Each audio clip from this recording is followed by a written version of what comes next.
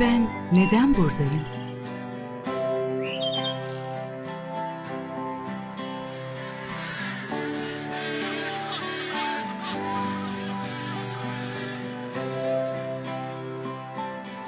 Bir serüvene çıktım.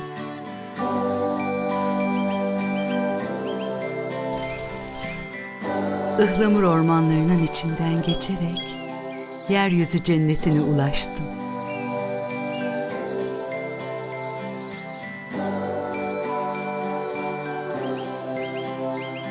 Suyun hayata dönüştüğü bu yerde huzur buldum.